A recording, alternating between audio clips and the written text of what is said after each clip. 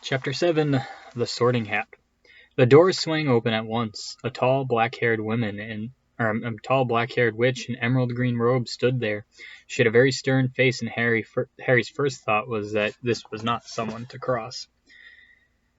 For his years, Professor McGonagall, said Hagrid. Thank you, Hagrid. I will take them from here.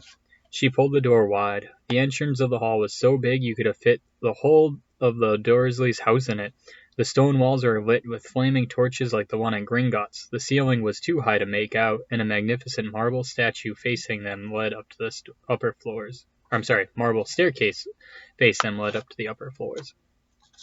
They followed Professor McGonagall across the flagstone floor. Harry could hear the drone of hundreds of voices from a doorway to the right, but the rest of the school must already be here. But Professor McGonagall showed the first years into a small, empty chamber of the hall. They crowded in, standing rather close together than they would normally have done, peering about nervously. Welcome to Hogwarts, said Professor McGonagall. The start of the term banquet will begin shortly, but before you take your seats in the Great Hall, you'll be sorted into your houses. The sorting is a very important ceremony because, while you are here, your house will be something like your family within Hogwarts. You'll have classes with the rest of your house, sleep in your house dormitory, and spend free time in your house common room. The 4 houses are called Gryffindor, Hufflepuff, Ravenclaw, and Slytherin. Each house has its own noble history, and each has produced outstanding witches and wizards. While you're at Hogwarts, your triumphs will earn you your house points, while any rule-breaking will lose the house points. At the end of the year, the house with the most points is awarded the House Cup, a great honor. I hope each of you will be a credit to whichever house becomes yours. The sorting ceremony will take place in a few minutes in front of the rest of the school. I suggest you smarten yourselves up as much as you can while you are waiting. Her eyes lingered for a moment on Neville's cloak, which was fastened under his left ear, and on Ron's smudged nose. Harry nervously tried to flatten his hair. I shall return when we are ready for you, said Professor McGonagall. Please wait quietly. She left the chamber. Harry swallowed. How exactly do they sort us into houses? He asked Ron. Some sort of test, I think. Fred said it hurts a lot, but I think he was joking. Harry's heart gave a horrible jolt. A test? In front of the whole school? But he didn't know any magic yet. What on earth would he have to do? He hadn't expected something like this the moment they arrived. He looked around anxiously and saw that everyone looked terrified, too. No one was talking much except for Hermione Granger, who was whispering very fast about all the spells she'd learned and wondering which ones she'd need. Harry tried hard not to listen to her. He had never been more nervous. Never. Not when it had been taken home a school report to the Dursleys saying he'd somehow turned his teacher's wig blue. He kept his eyes fixed on the door. Any second now, Professor McGonagall would come back and lead him to his doom. Then something happened that made him jump about a foot in the air. Several people behind him screamed. What the? He gasped. So did the people around him. About 20 ghosts had just streamed in through the back wall.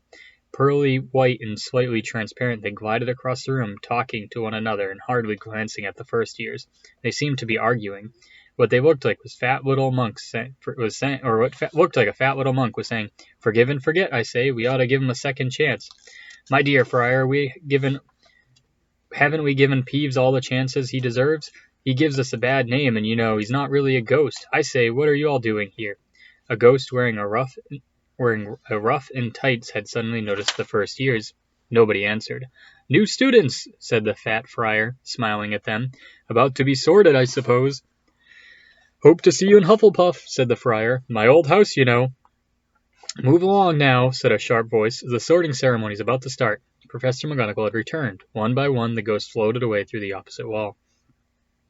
"Now, form a line," Professor McGonagall told the first years, "and follow me." Feeling oddly as though his legs had turned to lead, Harry got into line behind the boy with sandy hair and Ron behind him, and they walked out of the chamber, back across the hall, and through a pair of double doors into the great hall. Harry had never imagined such a strange and splendid place. It was lit by thousands and thousands of candles that were floating in mid-air over 4 long tables where the rest of the students were sitting. These tables were laid with glittering golden plates and goblets. At the top of the hall was another long table where the teachers were sitting. Professor McGonagall led the first years up here, so they came to a halt in a line facing the other students with the teachers behind them. The hundreds of faces staring up them looked like pale lanterns in the flickering candlelight. Dotted here and there among the students, the ghosts shone misty silver. Mainly to avoid all the staring eyes, Harry looked upward and saw a velvety black ceiling dotted with stars. He heard Hermione whisper, "It's bewitched to look at the sky outside. I read about in Hogwarts, a history." It was hard to believe there was a ceiling there at all, and that the great hall didn't simply open to the heavens. Harry quickly looked down again as Professor McGonagall silently placed a four-legged stool in front of the first years. On top of the stool she put a pointed wizard's hat. The hat was patched and frayed and extremely dirty. Aunt Petunia wouldn't have let it in the house. Maybe they had to try and get a rabbit out of it, Harry thought wildly. That seemed sort of the thing. Noticing that everyone in the hall was now staring at the hat, he stared at it too. For a few seconds there was complete silence. Then the hat twitched. A rip near the brim opened wide like a mouth, and the hat began to sing. "Oh, you may not think I'm pretty, but don't judge me on what you see. I'll eat myself if you can find a smarter hat than me. You can keep your bowlers black, your top hat sleek and tall, for I am the Hogwarts sorting hat, and I can cap them all. There's nothing hidden in your head the sorting hat can't see, so try me on and I will tell you where you ought to be. You might belong in Gryffindor, where dwell the brave at heart. The daring nerve and chivalry set Gryffindors apart. You might belong in Hufflepuff, where they are just and loyal. Those patient Hufflepuffs are true and unafraid of toil. Or yet in wise old Ravenclaw, if you've a ready mind, where those of wit and learning will always find their kind. Or perhaps you're in Slytherin, you'll make your real friends. These cunning folks use any means to achieve their ends. So put me on, don't be afraid, and don't get in a flap. You're in safe hands, though I have none, for I am a thinking cap." The whole hall burst into applause as the hat finished its song. It bowed to each of the four tables and became quite still again. "So, we've just got to try on the hat?" Ron whispered to Harry. "It'll kill Fred. He was going on about wrestling a troll." Harry smiled weakly. Yes, trying on the hat was a lot better than having to do a spell, but he did wish they could try it on without everyone watching. The hat seemed to be asking a rather lot. Harry didn't feel brave or quick-witted or any of it at the moment. If only the hat had mentioned a house for people who felt a bit queasy, that may have been the one for him. Professor McGonagall now stepped forward holding a long roll of parchment. "When I call your name, you will put on the hat and sit on the stool to be sorted," she said. "Abbott, Hannah." A pink-faced girl with blonde pigtails stubbled down a line, put on the hat, which fell right down over her eyes, and everyone sat down. A moment's pause. "Hufflepuff!" shouted the hat. The table on the right cheered and clapped as Hannah went to sit down at the Hufflepuff table. Harry saw the ghost of the fat friar waving merrily at her. "Bones, Susan!" "Hufflepuff!" shouted the hat again, and Susan scuttled off next to Hannah. "Boot, Terry!" "Ravenclaw!" The second table from the left clapped this time. Several Ravenclaws stood up to shake hands with Terry as he joined them. "Brocklehurst, Mandy!" went to Ravenclaw too. Brown Lavender became the first new Gryffindor at the table at the far left, exploded with cheers. Harry could see Ron's twin brothers calling. Bulstrode, Millicent then became a Slytherin. Perhaps it was Harry's imagination, after all, he just heard about Slytherin, but he thought they looked like an unpleasant lot. He was starting to feel definitely sick now. He remembered being picked for teams during gym at an old school. He had always been last to be chosen, not because he was no good, but because no one wanted Dudley to think that they liked him. "Fitch Fletchy, Justin, Hufflepuff!" Sometimes Harry noticed that the hat shouted out the house at once, but other times it took a while to decide. "Finnegan, Seamus."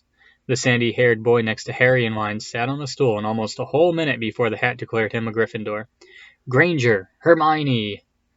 Hermione almost ran to the stool and jammed the hat eagerly on her head. "Gryffindor!" shouted the hat. Ron groaned. A horrible thought struck Harry, as horrible thoughts always do when you're very nervous.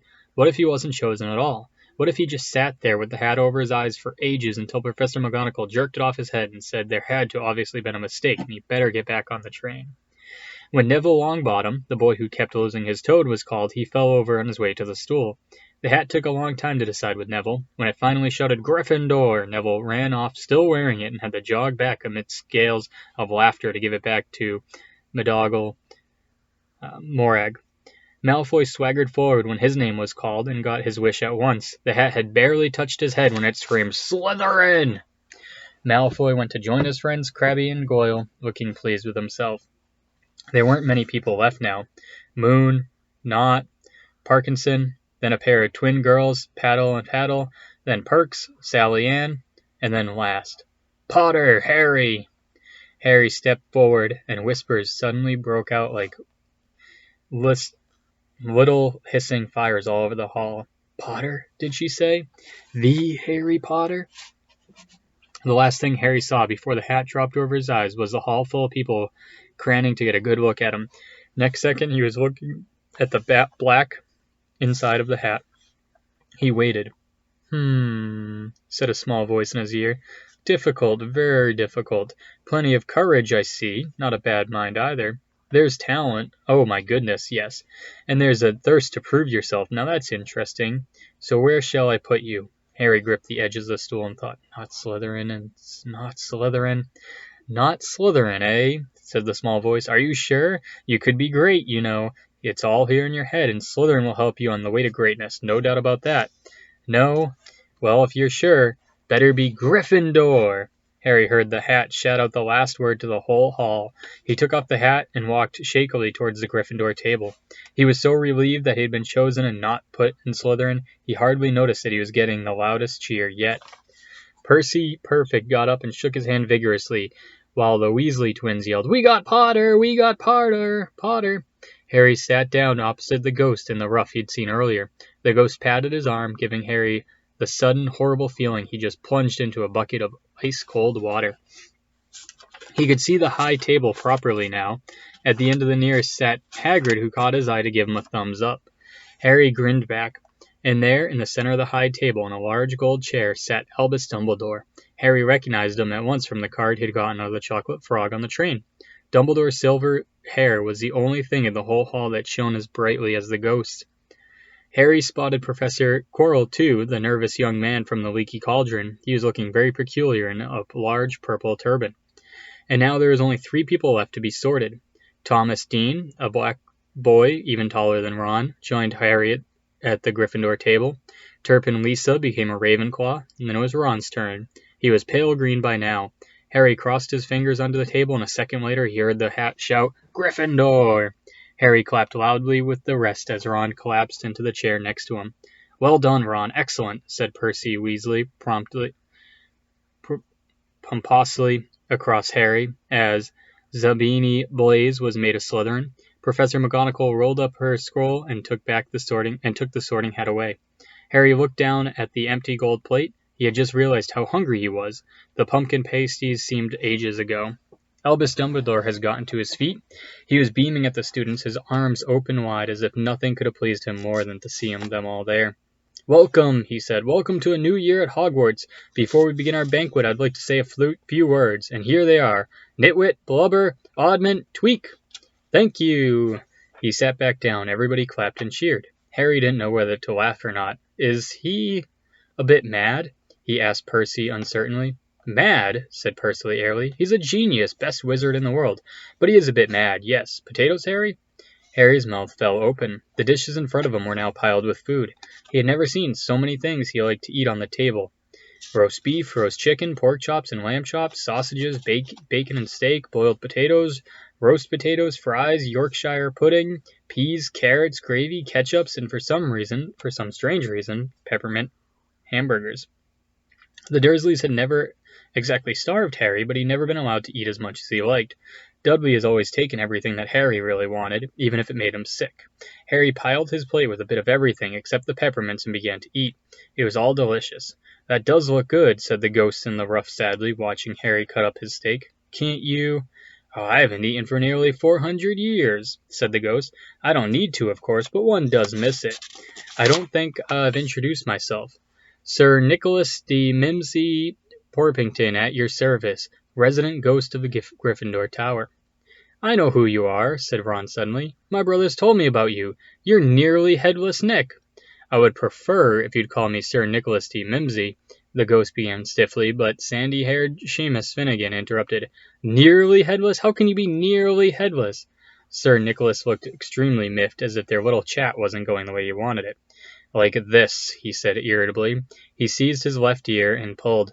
His whole head swung off his neck and fell onto his shoulder as if it was on a hinge. Someone had obviously tried to behead him, but not done it properly.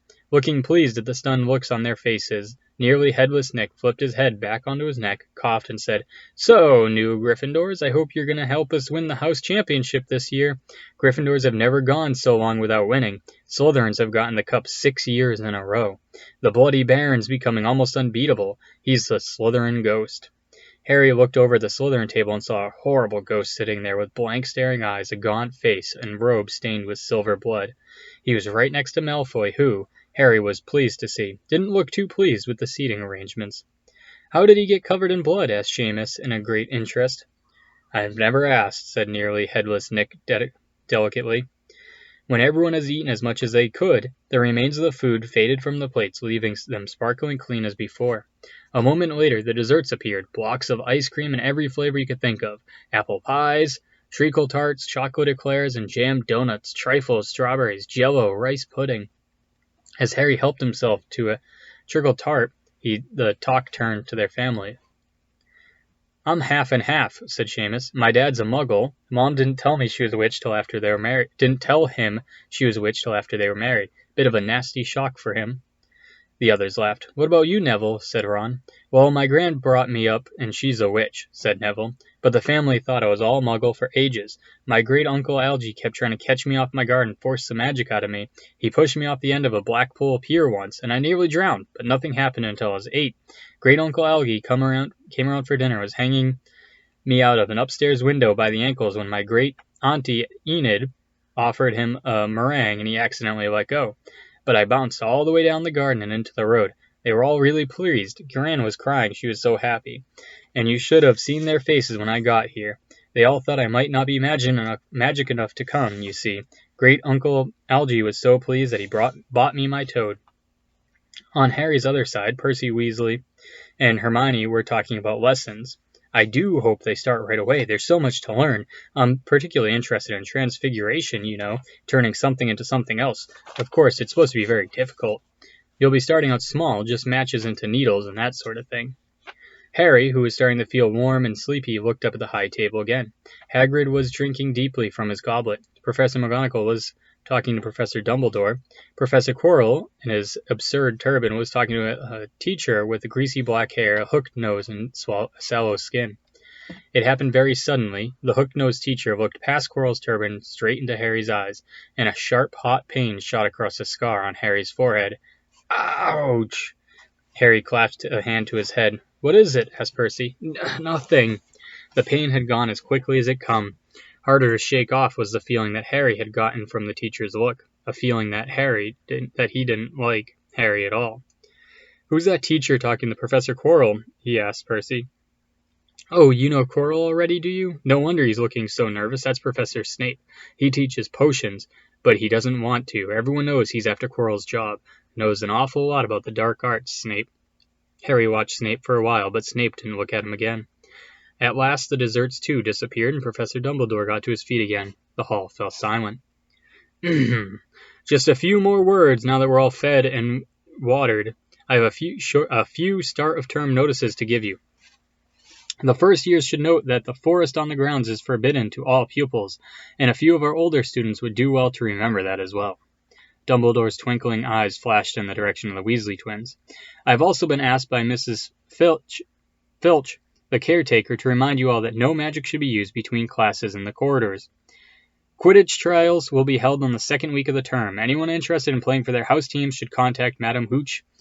And finally, I must tell you this year that the third-floor corridor on the right-hand side is out of bounds to everyone who does not wish to die a very painful death." Harry laughed, but he was one of the few who did. "He's not serious," he muttered to Percy. "Must be," said Percy, drowning at Dumbledore. "It's odd, because he usually gives us a reason why we're not allowed to go somewhere. The forest is full of dangerous beasts, everyone knows that. But I think he might have told us prefix, at least. And now, before we go to bed, let us sing our school song," cried Dumbledore. Harry noticed that the other teachers smiled and became rather fixed. Dumbledore gave his wand a little flick, as if someone was trying to get a fly off the end, and a long golden ribbon flew out of it, which rose above the high tables and twisted itself snake-like into words. "Everyone pick their favorite tune," said Dumbledore, "and off we go." And the school bellowed, Hogwarts, Hogwarts, Hoggy Warty Wart, Hogwarts, teach us something, please. Whether we be old and bald or young with scabby knees, our heads could do with filling with some interesting stuff. And now that they're bare and full of air, dead flies and bits of fluff. So teach us things worth knowing, bring back what we forgot. Just do your best and we'll do the rest, and learn until our brains all rot. Everybody finished the song at different times. At last, only the Weasley twins were left singing along to a very slow funeral march. Dumbledore conducted their last few lines with his wand, and when they had finished, he was one of the ones who clapped the loudest. Ah, music, he said, wiping his eyes, a magic beyond all we do here. And now, bedtime, off you trot. The Gryffindor's first years followed Percy through the chattering crowds out the Great Hall, and up the marble staircase. Harry's legs were like lead again, but only because he was so tired and full of food. He was too sleepy even to be surprised that the people in the portraits along the corridors whispered and pointed as they passed, or that twice Percy led them through doorways hidden behind sliding panels and hanging tapestries. They climbed over more staircases, yawning and dragging their feet, and Harry just about wondered how much farther they had to go when they came to a sudden halt. A bundle of walking sticks was floating in mid-air ahead of them, as Percy took a step toward them, they started throwing themselves at him. Peeves, Percy whispered at the first years. A poltergeist, he raised his voice. Peeves, show yourself. A loud, rude sound, like the air being let out of a balloon, answered. Do you want me to go to the Bloody Baron? There was a pop, and a little man with wicked dark eyes and a wide mouth appeared, floating cross-legged in the air, clutching the walking sticks. Ooh, he said with an evil cackle. Ickle firsties, what fun! He swooped suddenly at them. They all ducked. Go away, Peeves, or the Baron will hear about this. I mean it, barked Percy. Peeves stuck out his tongue and vanished, dropping the walking sticks on Neville's head. They heard him zooming away, rattling coats of armor as he passed. You want to watch out for Peeves, said Percy as they set off again. The Bloody Baron's the only one who can control him. He won't even listen to us prefects. Here we are. At the end of the corridor hung a portrait of a very fat woman in a pink silk dress. Password, she said. Caput Draconis, said Percy, and the portrait swung forward to reveal a hole in the wall. They all scrambled through it. Neville needed a leg up, and found themselves in the Gryffindor common room, a cozy round room full of squishy armchairs. Percy directed the girls through one door to their dormitory and the boys through another. At the top of a spiral staircase, they were obviously in one of the towers, they found their beds at last. 4 posters hung with deep red velvet curtains. Their trunks had already been brought up. Too tired to talk much, they pulled on their pajamas and fell into bed. Great food, isn't it? Ron muttered to Harry through the hangings. Get off, Scabbers, he's chewing my sheets. Harry was going to ask Ron if he had any of the treacle tart, but he fell asleep almost at once. Perhaps Harry had eaten a bit much, because he had a very strange dream. He was wearing Professor McGonagall's turban, which kept staring at him, telling him that he must transfer to Slytherin at once, because it was his destiny. Harry told the turban he didn't want to be in Slytherin. It got heavier and heavier. He tried to pull it off, but it tightened painfully, and there was Malfoy laughing at him as he struggled with it. Then Malfoy turned to the hook-nosed teacher, Snape, whose laugh became high and cold. There was a burst of green light, and Harry awoke, sweating and shaking. He rolled over and fell asleep again, and when he woke the next day, he didn't remember the dream at all. End of chapter 7. Thank you.